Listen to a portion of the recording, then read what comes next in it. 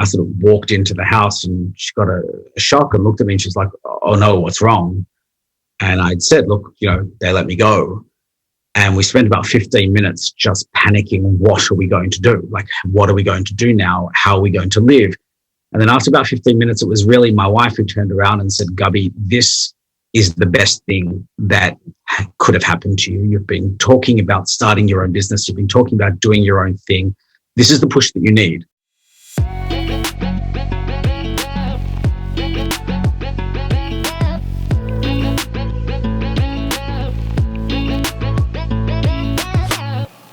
Today, I'm here with Gaby Silver, who's the founder and president of Genesis Digital. They're a boutique marketing and content agency based in Melbourne, Australia. Gaby, thank you so much for joining us. I've been looking forward to this for quite a while. So today you're going to be talking about freelancing, how it impacts family, how as an observant Jew, religion is all kind of rolled up into this in terms of lifestyle. But just to get our listeners kind of on the right path and up to speed, would you be able to give us kind of the story of how you actually went freelance? Sure. So I had been working in an agency environment for a number of years. I was in a particular role that I was desperately unhappy in. It wasn't a particularly healthy environment, and I sort of felt that the people that I was around weren't contributing to me professionally or just healthy from a personal perspective. And I also found that in that environment, it was hard for me to sort of get my income to the point where I felt it was going to be able to support the lifestyle that my family and I lead. And to give you a bit of background, obviously we have 6 children. So at the time that the agency job sort of fell apart, my wife, we had 5, and my wife was pregnant with our 6th. So as you can imagine, it sort of requires a reasonable level of income just to support that many people. It's a lot of humans in one place, and so you need space, and they all need to eat. The amazing thing about kids is they have to eat like every day. So you can't just do it like once a week and come back. No, and multiple times during each day. It's sort of like I just fed you earlier. Now you need to eat again. So, so basically it got to the point where I felt like I was really spinning the wheels, and I wasn't going anywhere. I was working as hard as I could, and just things weren't happening. And I think that really impacted also the environment that I was in. There were a lot of pressures regarding sort of my lifestyle. Obviously, as you mentioned, I'm an observant Jew. That impacts sort of just my participation in the workspace on a regular basis. There are a lot of times that I think we can probably get into a little bit later, but a lot of times where I have to work early, or I have to take time off due to religious obligations and things like that. So it was a bit of a pressure cooker, and it got to the point where the relationship sort of broke down to the point that I was let go. It was a Friday. I think it was about the middle of the day, and the head of the branch manager sort of called me in, and he just fairly brutally just let me go. And I remember just driving home numb, thinking that I've got all these mouths to feed. I've got another child on the way, and I have no job. Because you're in that point where you need the income. You're addicted to the salary, because if you don't have the salary, then what are you going to do? And and you sort of have to keep spinning the wheels, but you're never really going anywhere. So I remember I got home, and when I got home, my wife, who was pregnant, was sitting there putting our 5th child to bed for her afternoon nap, while she's sitting there sort of like this. And I sort of walked into the house, and she got a shock and looked at me, and she's like, "Oh no, what's wrong?" And I'd said, "Look, they let me go." And we spent about 15 minutes just panicking. What are we going to do? Like, what are we going to do now? How are we going to live? And then after about 15 minutes, it was really my wife who turned around and said, "Gaby, this is the best thing that could have happened to you. You've been talking about starting your own business. You've been talking about doing your own thing. This is the push that you need. And you're going to do it, and you're going to be successful. And this is great. I'm so happy for you. And it took her presence of mind to be able for me to have that sort of little moment of introspection to say, yes, this is what I want from every angle, whether it's, just lifestyle, in terms of professional fulfillment, and just, obviously from a financial perspective. It was clear that the opportunities were going to be outside of the regular work environment, especially given our lifestyle, and our sort of the obligations and the requirements on us from a religious and cultural perspective. This just made a whole lot of sense. So that was a Friday. I gave myself a few days to just take it easy. On Wednesday, I think the following Wednesday evening, and leading into Thursday, I made a few phone calls, and by the following Monday, Genesis Digital was operating, and I had a business, and with clients, and we were away. So that's really how it happened, and I think that's. I'm sure it's not uncommon where you recognize, I really recognized that what I was doing was never going to get me to where I wanted to be. It was never going to provide the lifestyle that I needed for me and for my family, and for me to be able to be fulfilled in every aspect of my life. But I simply couldn't break out of that until I had the push. And the push was the best thing that ever happened to me. Cool. Well, yeah, I think that's so right. The external impetus sometimes is what's really needed to force us into this, right? I think there's so many people that would like to work from home, or at least part-time. I hear that from a lot of people, and it's like the flexibility and the freedom aspect for a lot of people. And like there's a difference between kind of knowing it on like, I suppose, like a logical level. Yes, if I do want to eventually work from home, like I might need to start my own thing. I might need to like put that in motion. But there's a difference between knowing that on a logical level and kind of understanding on an emotional level, and actually taking action on that. And I think, there are times where things like that have happened to me as well, where I'm like, I should really do this. And I knew this for a long time. Like my example is last year, like when coronavirus was, first kind of on the table, I suppose, a few weeks into that, I lost my biggest client at the time. And I did not like working for them. Right. I did not enjoy that experience. I won't say any more, but it was not the most fun I've ever had. And it took, that happening for me to actually say, okay, why isn't this an enjoyable experience? Is it because of the clients? Is it because I'm working in the wrong thing? Is it a combination of both? How do I adjust that? And, I didn't have to kind of do some fancy like repositioning, I could do it. Like I didn't have to merge that kind of, okay, well, how do I change this bit by bit? I could jump straight to it because, my biggest client was gone. So I could just kind of take a step back, which I did, very similar to you, and then kind of go, okay, well, what do I really want? What's going to make me happy there? And that, again, best thing that could have ever happened to me. Like, if you look at where I am, that was probably like, I think that was like, actually, maybe a couple of months into COVID, actually thinking about it. I think it was around May. So really, that's not been that long since May, and my business has completely changed, completely grown. I love doing work. I tend to work kind of 6 days a week because I enjoy it. Not that I necessarily work full days for all of those days, but I do enjoy getting up and doing that. So that's fantastic. So did that change what you do as opposed rather than how you do it? So it's from a so it changed both, which was really interesting. So at the time, I was mainly concentrating on like paid traffic acquisition. So still kind of working with clients. I was still a freelancer, but I was kind of managing their Facebook, Instagram, Google Ads campaigns.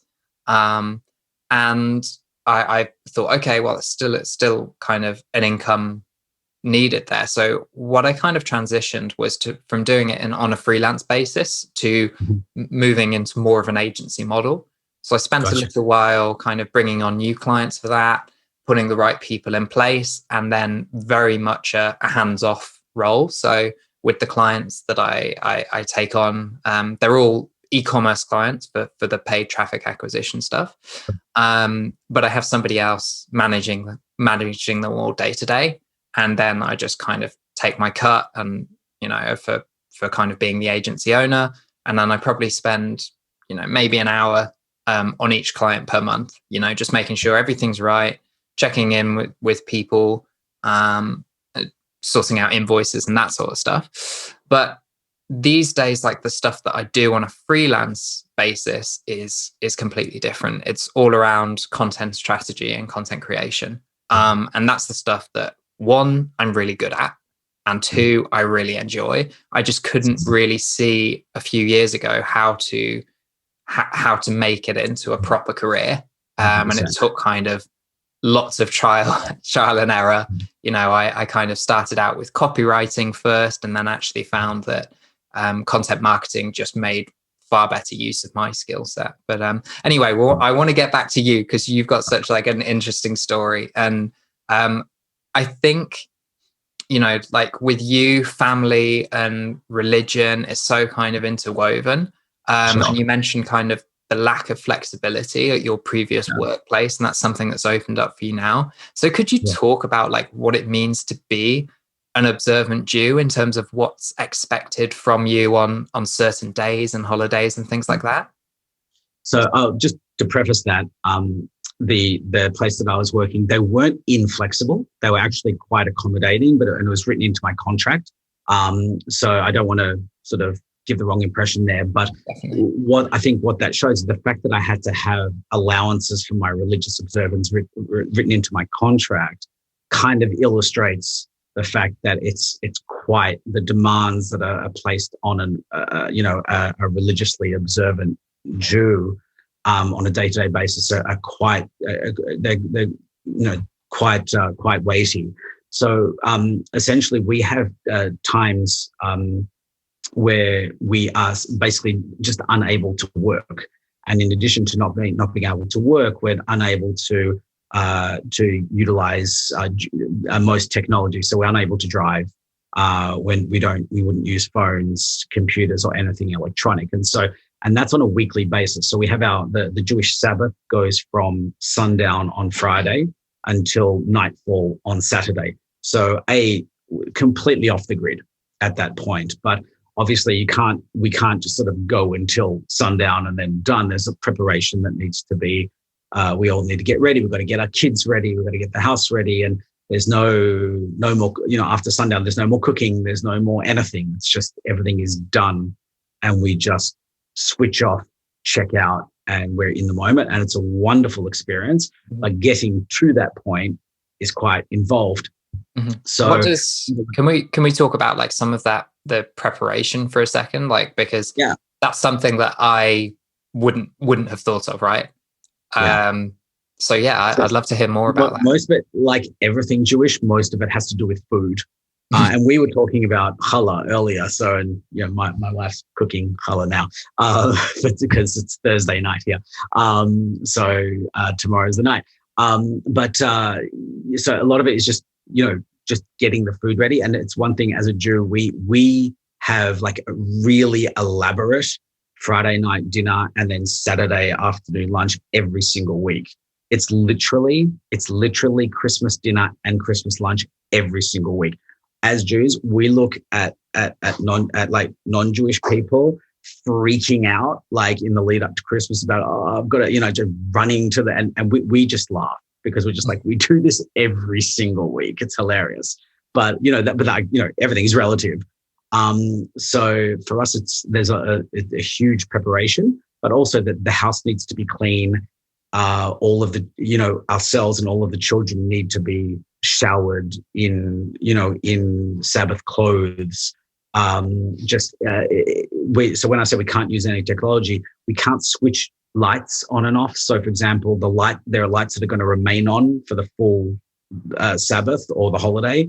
They need to be on. The ones that need to be off need to be off. Once the Sabbath hits, we can't switch anything on or off. So it's kind of like, and just there are prayers that need to be said, and there are just, candles that the women light candles to usher in the Sabbath, and there are there's a blessing that's made over the candles and some prayers that are said at that point, and they need to all be set up. And there's just marshalling 6 children and trying to herd them to get everything done at the right time can be a stressful and really involved experience. So you can't just rock up if sunset is, at such and such time. You can't just rock up 5 minutes early and just assume that everything's going to fall into place. And that's particularly difficult in the winter when the Sabbath comes in quite early, because the sun is setting at, say, 4:45, 5 o'clock. And, in the UK where you are, it's even earlier in the winter. So practically what that would mean is that I'm essentially leaving work at midday on a Friday in winter, and maybe sort of 2-3 o'clock in the summer. Mm-hmm. So what that would mean for me is that it was sort of like every Friday afternoon, I would kind of have to do the walk of shame through the office where everyone else is still working, and I'm sort of like, creeping, sauntering off, trying not. Yeah, I mean, and trying desperately. It's an open plan office anyway, so as much as I'm trying desperately not to be seen. And it's it just got to the point where, if everything's going wonderfully at all times, then you can kind of get away with it. The second that things aren't going as well as you would like them to, then it's kind of like, oh, there goes Gaby again. He's off with his little, his stuff. And so, and obviously it got to the point where it created a tension and it created a pressure on me that I felt every Friday that whether it was just psychosomatic or not, psychosomatic is the wrong word, whether it was I was projecting or not, but I felt that everyone was looking at me and being in a critical way. And certainly it was certainly brought up a number of times. Well, you're only actually working 4.5 days a week, that. And that was sort of used as kind of leverage to, not get a raise or not pay, commissions or, whatever it was. It was just, there was always that, you're only working 4.5 days a week. So in addition to the weekly Sabbath, we also have festivals that occur throughout the year. And on those festivals, I would have to take time off. Now that we have two periods of the year where we have festivals that last for 8 days. Of those 8 days, 4 of them are like the Sabbath in that we can't work at all. And the other intermediate days, we can work, but it's better not to, and it's involved. And then there are other festivals as well. So we're talking about Rosh Hashanah, which is our new year, Yom Kippur, which is the Day of Atonement, Passover, and then there's another festival called Sukkot, which I think is called Tabernacles in English. And then there's Shavuot, which is, I think, what's that one? In English, it's Pentecost. There you go. And so it's a lot. And I would have to take those days off every single year. And so every year that you were saying as well, like that some of these holidays as well are like, there's preparation needed for those as well, right? So, they're not like a holiday, 100%. A bank holiday in the UK, right? 100%, which is, for us, it's just an excuse to have a jolly. For right. A lot of us in the UK, like they started off obviously as holidays, holy days, but these days for me, all of my friends, all of my kind of colleagues I used to work with, that was very much an excuse just to go out the night before, and then we plan to do something during the day, Yeah, and for us, it's so intense and it's so involved, and most of the time, and it's not a break at all, even though we're supposed to rest. We, especially when you have so many kids and you have to entertain them, and you don't, there are no devices, so you can't entertain them by sticking on a computer and having them watch videos. It's all active, and which is wonderful, and it's one of the best parts of these traditions, because it forces you to interact in an active way with your children and really form close bonds that don't involve any external electronic devices or or passive stimulation. Everything is active stimulation, and it's interactive, which is a wonderful thing. And we're forced to do that, and it's a blessing. But at the same time, it's not a break. And the greatest example will come on Yom Kippur, which is our Day of Atonement. Now, this is a day where we do not eat or drink anything for approximately, works out to be 25 hours or so. And the day leading up to Yom Kippur, we have a ton of stuff that we need to do, and prayers that need to be said, and all kinds of just involved stuff. So you would have to take the day before off. There's no possibility of working the day before Yom Kippur. And then on Yom Kippur, you're basically spending of the 25 hours, probably 14 of them praying. Like literally in synagogue from 9 o'clock in the morning until Yom Kippur finishes at, say, 7 or 8, in addition to the previous night where you were there for probably 2 hours, 3 hours, with maybe a 45-minute, 1 hour break at some point during the day. And that's it, with no food and no water. Okay. So it takes its toll, then it's not right. And then you get to the end of the day, and then you're supposed to sit down and have a meal. And then you wake up and go to work the next day. And all of these people who are looking at you funny when you sort of skulked out of the office 2 days earlier, like, so how was your holiday? And it's just like, no. And so everyone's looking at me like, there goes Gaby skiving off to take more time off, right? There he goes, whatever. And then I come back and I'm exhausted from my holiday. And then everyone's just like, oh, how was your day off? Because there's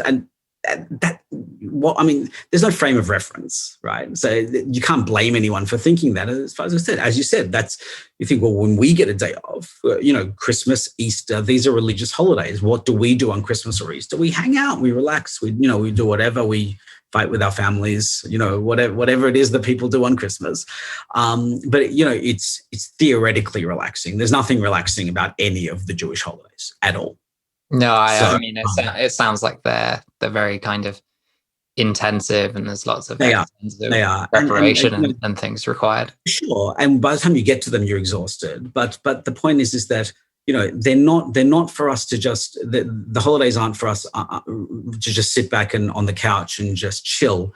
They're times for spiritual introspection, spiritual uplifting, prayer, focusing on our connection with something that's greater than us, and obviously to instill those values and teach the values that we have to our children, and inspire them to connect with their own spirituality as well. And so as I said, it's one of those things. It's a wonderful blessing. It's just hard work as well, and we do that willingly and lovingly.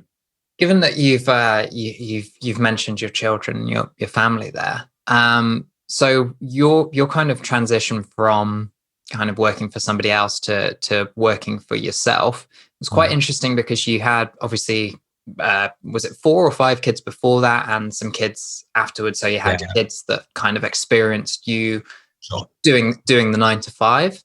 And then kids that kind of experienced you kind of being at home all the time and having more time, less commuting, that sort of stuff. Like, has there been any kind of noticeable difference kind of in their lives at all? Very much so. So as you pointed out, when I have four children, that their experience was, dad gets up, goes to work, comes back in the afternoon. Our 5th child was, a baby. She was not, how old was she when, it would have been not even 12 months old when I think when my wife fell pregnant with our 6th. And so she never knew any different. So there's absolutely no question there's a palpable difference in the relationship that I have with numbers 5 and 6, who are 2 beautiful little girls who are now. I was going to say, like, I'm sure they do have names. The difference in the relationship, we call them by numbers, these last two, 5 and 6. That's 5 and 6. So they're Chana and Menucha. So that's sometimes difficult. But yeah, so with Chana and Menucha, they just, you can see in them that there's just this total acceptance of the fact that their father is always there. Mm-hmm. And there's almost, for example, I mean, the easiest way that I can explain it with a practical example is that if one of them were to fall over and scrape their knee or hurt, more so Chana than Menucha. Menucha's a bit of a mummy's girl, but the natural instinct of a child is to run to their mother. Chana will go to whomever is closest. Mm-hmm. It's just absolutely no mummy. It's just who's closest, and so that's something that I wasn't used to, having had 4 kids. That if they hurt themselves, their natural instinct is just run to their mother. I could be standing right there, they'll go to their mum, because their mother is the one that's always constantly there, comforting them if something goes wrong. Mm-hmm. These how two. How did that make you feel? Which way? Both ways. Like the fact that you suddenly had Hannah kind of opening up to you with the kind of a different frame of relationship. Did it, and I don't want to kind of almost like transpose my thoughts onto you here, but like I think for me that perhaps be an element of guilt. I think I'd feel joy that I had this relationship with Hannah, but perhaps like, oh, but why don't I have that with the others? Have you kind of experienced that? With the first 4, I think there was nothing. It was never really not something you considered, because that's sort of the natural way of things. When my wife had a business, she had a business that she was running from home anyway, food business. So she was always present, and that's the way she wanted it. She wanted to do something that allowed her to be at home, because she considers herself to be a mother first and foremost, and someone who works in the food industry very much, down the pecking order. So it didn't really occur to me, but I think you've hit on something there, that when I noticed this very distinct difference in the connection between Hannah and the other 4, it was an absolute revelation. It highlighted something that I hadn't really paid any attention to previously, because it was just baseline. Yeah, it's not something, it's not something you know. And having that revelation from Hannah did highlight the differences in the other 4. And that's not to say that there's a qualitative, sort of inferiority in the relationship with the others. It's just different. It's not better or worse. It's just very different.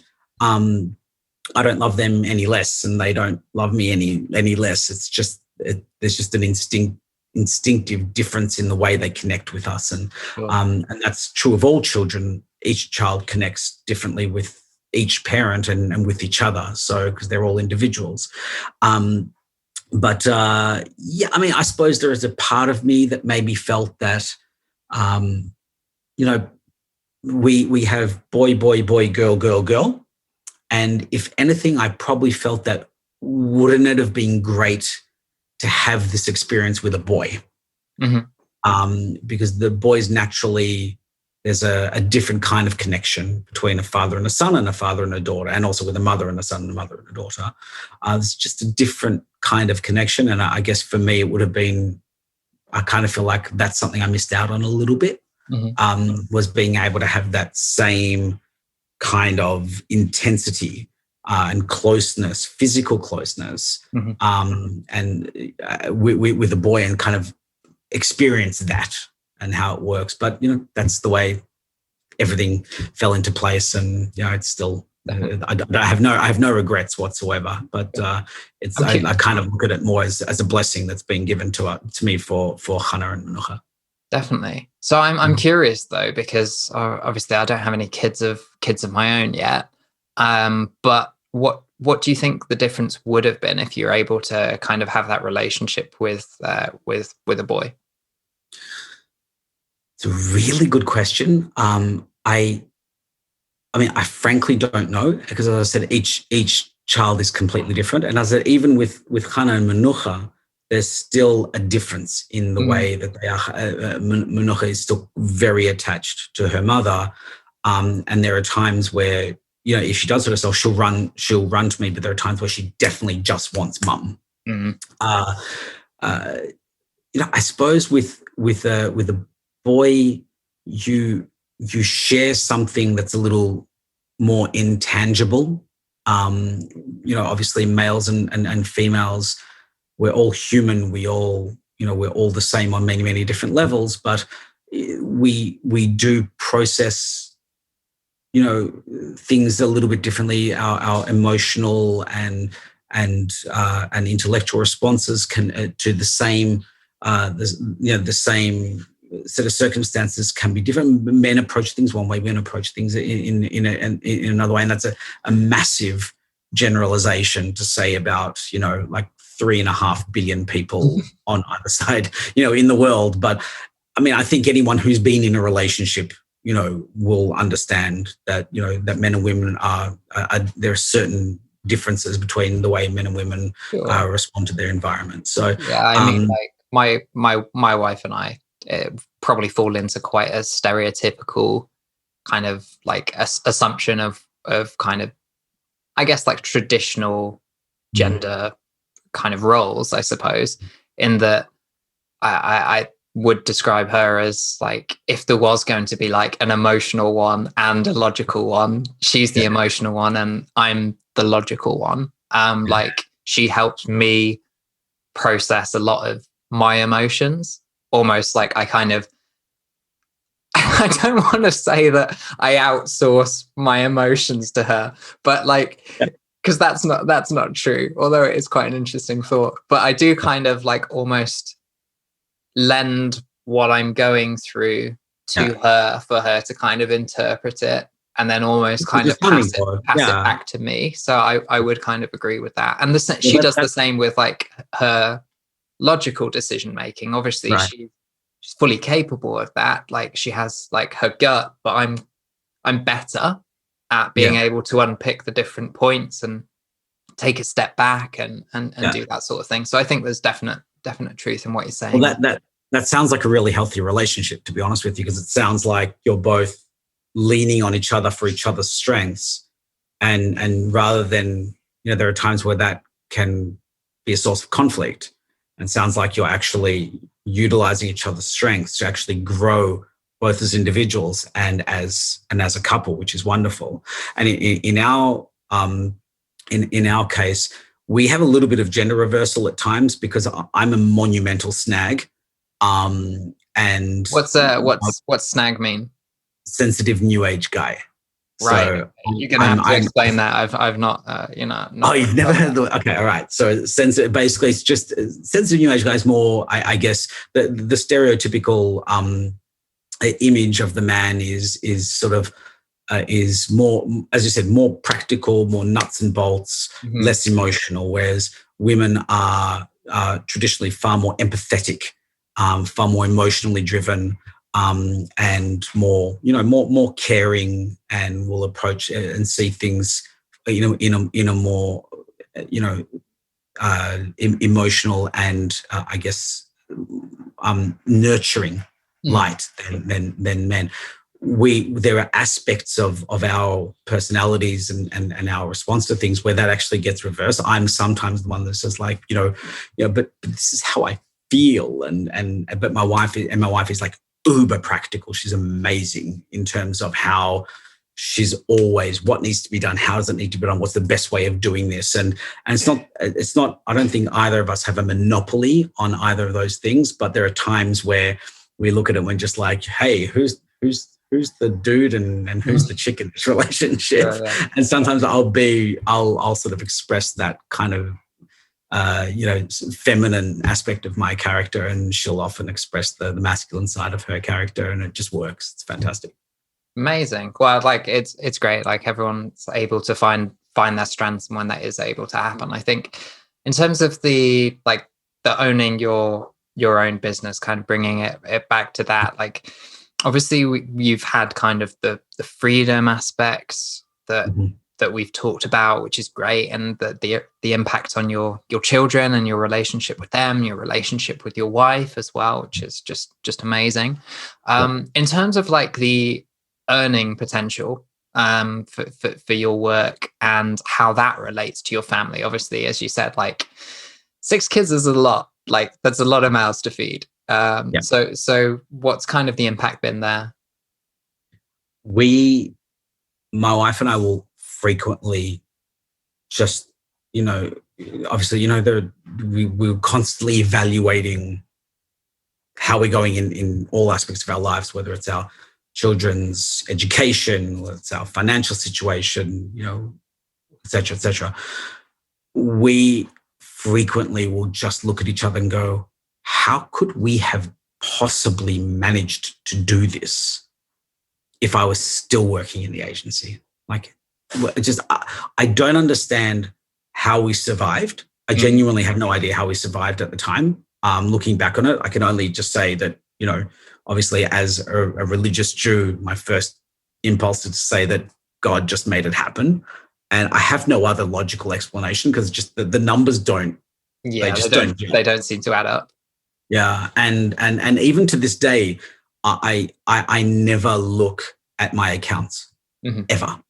I won't. Because it's not in my hands. That's an odd thing. I'm just going to point out that's an odd thing for a business. I think you're the first that I've heard that from. No, because there's so many times where I just look and I go, there shouldn't be enough in here to be able to cover the expenses, but somehow there just is. And so I just feel like there's some kind of something happening there that if I was to actually sit down and go line by line, I'd break the spell and it'd all come crashing down. Right, so you'd see something that you'd like missed before, right? You're like, I forgot to account for that. That's why. It's not even I forgot to account for it. It's just like, as we have a very firm belief that there is a higher power that directs and controls everything in our lives, and part of our spiritual mission is to let go of our egos to some extent and to put ourselves in God's hands and just trust that He's got it under control and He will, whatever happens is for the best. Even if it appears to us to be negative, it's for the best. And we can't necessarily see how it happens. That's exactly what happened when I lost my job. It seemed like the world was crashing down. It was the worst possible thing that could have happened. But ultimately, it was the best thing that could have happened to me. And you couldn't have convinced me of that as I was driving home.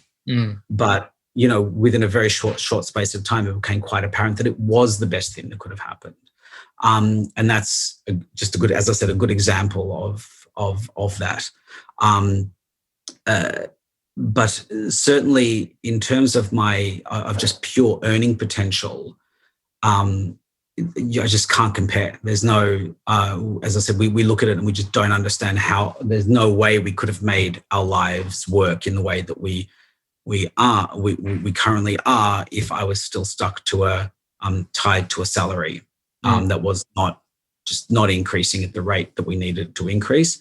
And I think most importantly, it's not just like, I'm making more money. It's when you're running your own business, you're in control.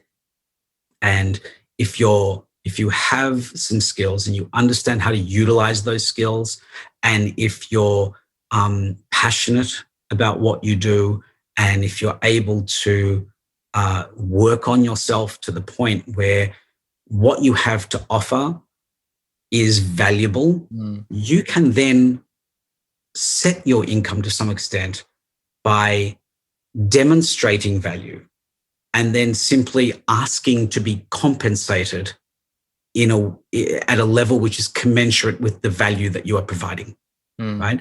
That is not something that you can necessarily do if you're on a salary, especially if you're in a relationship where the relationship is quite toxic, and it doesn't matter what you do, the person on the other side of the negotiating table is always looking to basically nickel and dime you down, to point out what you're doing wrong, to pick holes in your performance.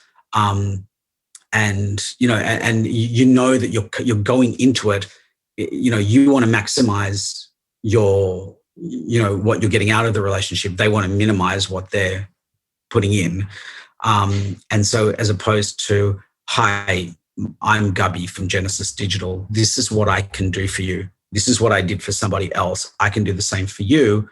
This is what it costs. And if they go, that's too much, I'm like, oh, well, okay, fine, good luck. But if someone who goes, well, that's amazing, and you can demonstrate, well, if we do X, Y, and Z, then you can expect return, W, then they turn around and go, well, that's a good investment. And so it's all about, I just find that ability to value yourself, or I should say attribute a value to what you can contribute to the client, allows you to simply just opens up the door that if I do a good job, I will get paid, and I will continue to get paid. And then they will refer me to other people.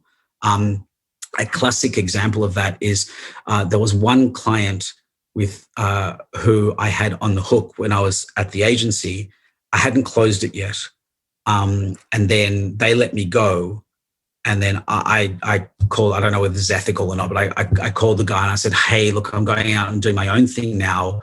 I'd love to just have a discussion about whether you'd like to continue with, the discussion with me as Genesis rather than with them. And he's just like, yeah, I mean, I'm talking to you and whatever. So it ended up that I ended up closing that. They still are one of my largest clients. And then that gentleman who I was dealing with moved on to another organization. He, within 2 weeks of moving to that organization, he called me in to his new, and then I had them as a client. Then he then referred me to an old high school friend who became a client, and then another work colleague who became a client. So through this one connection, I ended up with like 5 or 6 different clients, simply because he was happy with the work that I'd done. The impact on my personal income from that is, I get 100% of the impact. If that had been part of the same, flow of word of mouth and recommendations, etc., then the company that I was working for would have benefited, and I would have received a commission of, a little bit, which I rarely got my commission because there was always a reason why, it couldn't get paid that month or something like that. And so the impact on me personally from a financial perspective would have been minimal. So, it's really about if you've got a game that you can bring to the table and you can execute and deliver results for the client, then you essentially, the impact that you can have on for yourself personally is monumental. Cool. I mean, like there's so many great things you said there. I'm not sure which one that we're going to approach first, but just in terms of like the referral thing, I think this is so common. And sometimes like it happens naturally that without you asking, the client just refers you. They say, oh, by the way, do you mind if I send your details on to so-and-so, or my friend, or I've got a colleague, or I'm in this group with somebody who I think that would really benefit from you. So like, it's the same thing that happened with the agency side. Obviously I've got the agency business, I've got my freelance business and other businesses as well. But with the agency side, that's exactly what happened. I brought on a client kind of like August, maybe last year, I think it was, and they, really great, really enjoyed working with them, produced great results for them. So they owned multiple businesses. So they also transferred one of their other brands over to us as well. Then they said, okay, do you mind us if we, a few months after that, after we kind of proved ourselves again, they said, okay, well, can we refer you to this person? And now they just refer us without asking. And we've closed they gave us two referrals. We've brought one of them on two weeks ago, actually. There's another one that should be coming on later this month. And then another one that we're in conversations with, like very, very super early stages. And so you get into this situation where your business looks completely different, you know, to what it did 6 months ago, just because of one strong, good relationship where you've proven yourself. Like, people want to be the one who is like, oh, you know, like the recommender, right? Like, oh, you should totally check out this person, this agent. They did great for me. People love that. Yeah, I think that's sometimes what I explain to people is that in the way the persona that I try to project, I think, is like sort of the guru persona, if that is a thing. And I guess if I can put it really simply, is like when I want to be the guy that when one business person is talking to another business person and this person says, well, I need X, and this person goes, oh, I got a guy. I'm the guy. Yeah. Right. So, and I think part of it, as you were speaking before, I think something that struck me was that there's something qualitatively different in the relationships that I've managed to build as a business owner compared to when I was an employee. And I think if I think about it, when I was an employee and I was in business development, I would do all the work to close a deal. And once I closed the deal, I then handed it off. And my relationship with that client essentially ended. Got you. Now that I'm building the relationship, there's not an end point. There's not a goal. I'm not trying to get this over the line so then I can just run off and step onto the dais and receive my medal and walk off, right? The end point is continually moving on because you want to retain that client. So the relationships that I build and maintain with clients are far deeper and far more meaningful. And at the same time, also, if I stuff it up, then it's far more, it hurts far more. The incentives are just aligned more closely, aren't they? Really, like 100%. You get the benefits, but you're also taking the risk. Like, if it doesn't work out, then it's your name. Like, it's your business at the end of the day. You've not got salary coming in. So, and I've stuffed up plenty. Like, I mean, because I'm still learning on this journey, and I was certainly, when I started off, I was learning. So, Gaby, was there a time that you ever thought, I can do this? Like, I can make my way as a freelancer. Like, I do have the skill set and the experience and the confidence to do it. Yeah, and that happened really early for me. And I think I mentioned to you earlier that creating those relationships with clients has been, there's a real palpable difference in how I interact with the clients. And for me, one of the turning points was very early on when I was dealing with a potential new client. And this was actually a client from the agency. And I called them to say goodbye and say, look, we've parted ways and best of luck. And it really, and they turned around and said, oh no, we're coming with you. And I was like, really? And she said, well, and the lady said to me that I was dealing with it, our relationship is with you. We want you. We bought you, essentially. We've got no particular connection with the agency. We closed this deal because we were under the impression that you were going to be dealing with this because we've been impressed with your knowledge and your expertise, and we want to continue with that. And I really had no intention of doing anything other than saying a courtesy call to say goodbye. And then when I realized that this organization saw me as an authority and saw me as an expert and believed enough in my capabilities to say, well, we're coming with you. It was sort of my anti Jerry Maguire moment. So, but that made me feel that, oh, wow, okay, maybe I can do this. So I was really fortunate that happened quite early. And I think from there, that gave me a lot of confidence, and just also having some connections within the industry and being able to have people with whom I still work today, and being able to bounce stuff off them, lean on them to get advice, and get their feedback, and have them sort of also boost me a little bit, and point out what's right about what I do, and refer me clients, all made me feel that, okay, well, if they're referring me, and we have mutual clients, then that they're doing one aspect of their marketing, and I'm doing their SEO. They don't want me. They wouldn't refer them to me, pardon me, if they didn't believe that I was going to do a good job, because that then reflects poorly on them. So that sort of made me feel quite confident very, very early on. And that's how my business started. It was able to gain enough traction to sort of keep it going, and in the early stages. So yeah, in terms of, I guess the corollary of that, of thinking, or maybe I could go back, as opposed to maybe I can make this work, or maybe I should go back. For many, many reasons, it's not something that has ever crossed my mind. So it's not so. I guess for me, there was never any point of, oh, if this doesn't work out, I'll just go get a job again.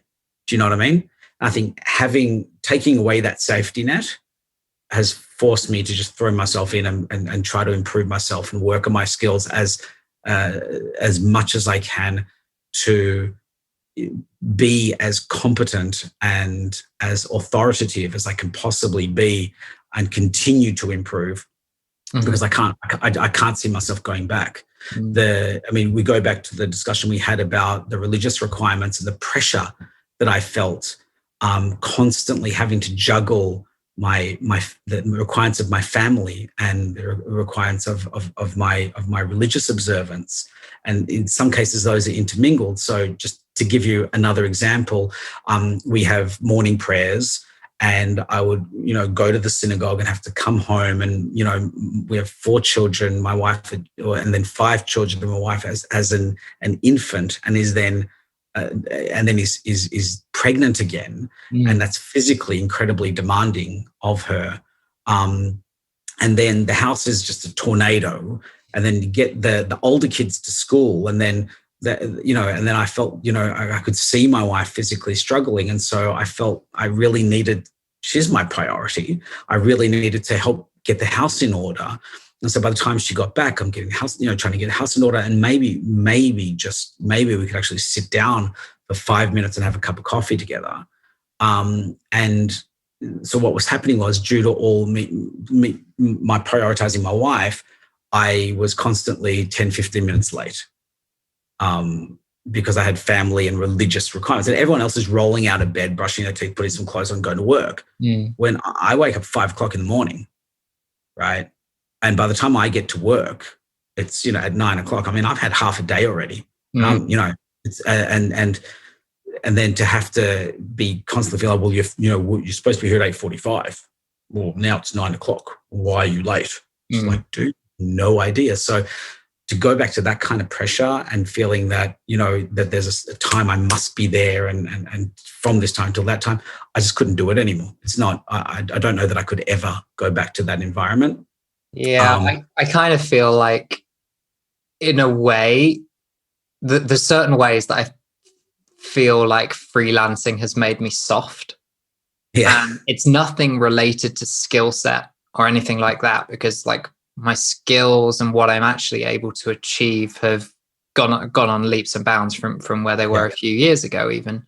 But there's certain things that I'm just like, I just don't think I could do that anymore. Like, I don't think I could sit in like a face-to-face meeting anymore and, have to make nice. And like, we had these ridiculous, like my last agency, like half or full day meetings, with clients, like maybe once every 6 months, or to plan for the quarter, or like annual reviews. And they were like endurance events, right? That you had to kind of prepare and fuel up and get the right carbs on to survive. I just don't think I've got it in me now. Like I tend to get up between 7 and 8, just because that's when my body wants to get up. But I like most of the time I don't start work until like 8:45 and 9. So I just kind of roll, downstairs. This is where my office is to start. And like, depending on the day, like on days like today when I'm recording podcasts, I purposely keep it quite light because I need my energy for these. And I also find like I don't write and record podcasts very well on the same day. So I just don't do it. And it took me a little while to figure that out, but now I just don't do it. So today's going to be a really light day, but like yesterday and the day before, I kind of started writing at 8:30, and I didn't stop writing like with the piece that I was working on probably till like 1 or 2.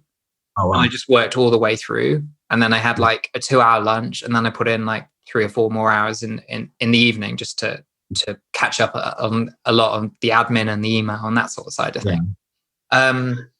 So I'm still like working, but I'm very much like 100%. There are days that I just don't want to work. Like there was a day like before Christmas when it was like a Wednesday and I just didn't feel good. And I knew that like if I sat at my computer, like nothing was going to happen and it was a waste of a day. I just knew that. So I didn't try and force it. And actually, like, because I didn't try and force it, I managed to do some work which felt good to me in the evening. I just sat down for a couple of hours, actually had quite a productive couple of hours, but my brain doesn't work on this regimented like 9 till 5:30. And like freelancing for me, there were so many times when I was at my agency when I was like playing with something for a client in my head, and it was like 1 a.m. on like a Saturday or something like that. And I was like, I've really got to stop. Like, I don't get paid for this. And it's inhabiting my brain space purely because that's how my brain works. Like it pressure because to mull things over and stuff. I can't just suddenly give you my best work because it's between the hours of 9 and 5:30. Like, I hear you. And so for me, just because of the way my life is, I don't quite necessarily have that sort of freestyle ability. But what I do have is, as I said, I wake up around 5 a.m, and essentially I'm engaged in religious obligations until like, I have to leave the house to go to synagogue for prayers. And then by the time I come home, I would walk back in the door, say around 7:30.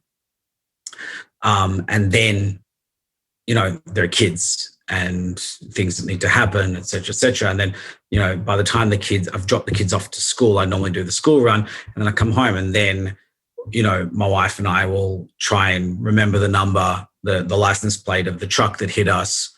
And then we'll sit down and have a cup of coffee and some breakfast. At that point in time, it's like 9 o'clock. I mean, I've been up for 4 hours, and I've been non-stop for 4 hours before I even have a cup of coffee and breakfast. So it's intense. And so I'll start a little later. I'll normally have a bit of time, maybe 9:30, 10 o'clock. I'll start, and then I'll just work my way through the day as required. But then 4 o'clock, the house gets invaded by hordes of hungry, noisy children. And so there's not much that can really happen. And then from there, it's just the battle of dinner, bath time, showers, get to bed, the whole thing. And so that normally winds up at around 9, at which point I'm back on. And so I'll open up my computer again, and then I'm working sometimes until 2, 3 in the morning. Sometimes it's just light, just depends on what I'm capable of doing. I know. Like I've had calls with you before where we were just catching up, and I look down at my watch and think like, hang on, what time is it for you? And it's been like 1 or 2 in the morning, and we've been speaking. But and that's just the way it works. And then but then I'm up at 5 o'clock, 4 hours later, and I'm very lucky that I can get by on very little sleep for periods of time. I've probably recently I think just my general health and well-being has sort of hit a point where my body's told me you need just take it a little bit easy. And so I'm recently been taking a little bit easy. But for example, right now it's I'm in the Southern Hemisphere. It's the middle of summer. My kids are on summer holidays. Our eldest is a gifted cricketer. He was basically selected for his Cricket Association representative side, and they were playing in a tournament for the last couple of weeks. Now, he's 12, and I'm following him all around Melbourne as he's playing cricket. And every day I'm just sitting there, laptop up, just sitting at the cricket, watching him working as much as I can. And there were days, exactly like you said, days where I turned around and I said, all right, crack on, and was able to get a whole bunch of stuff done. There were days where I turned around and I said, either the match is too interesting or I'm just not feeling up to it.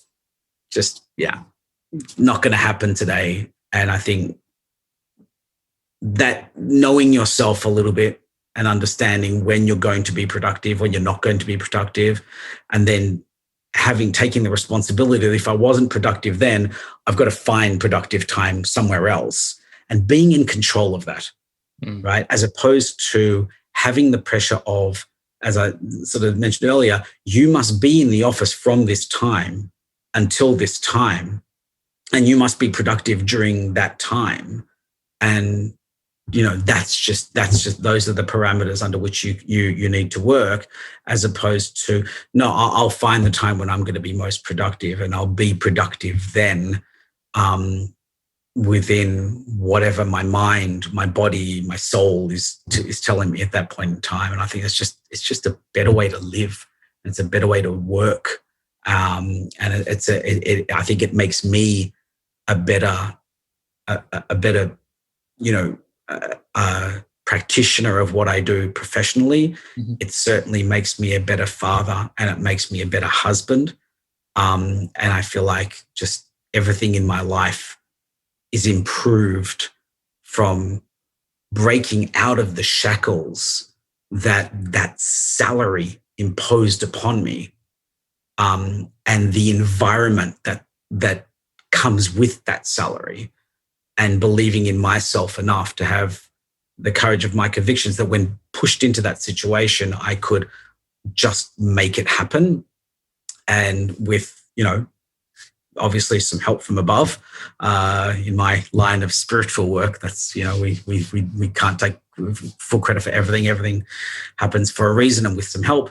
And just, I think that's why I could never really go back, because it's just, I don't think I could be the best version of myself professionally, privately, in any sphere of my life, in that environment. And I see it. And, we were talking a little earlier offline, I'm fully confident that I could walk into, I see jobs advertised, and I could walk into them, they're paying double, triple what I was earning previously. And I'm confident I could walk in there and land one of them, but I would never want to do it. Cool. Well, I think that is a fantastic place to leave the conversation for today. I'm really, really happy that you found a situation that works for you and for your family, and that they get you around more as well. So that's fantastic. So for anybody who wants to follow up and talk to you about content, content and SEO and marketing in general, where can they find you? Well, I am the only digital marketing company on the planet that doesn't have a website. So I've still got a landing page. I am working on it. But best place to hit me up is on LinkedIn. So I'm Gaby Silver of Genesis Digital. So if you look me up there, then you will find me, and you feel free to be in contact. And here I am, happy to answer any questions you might have. Amazing. Thank you so much, Gaby. Thanks, Nelson. And that's it for today.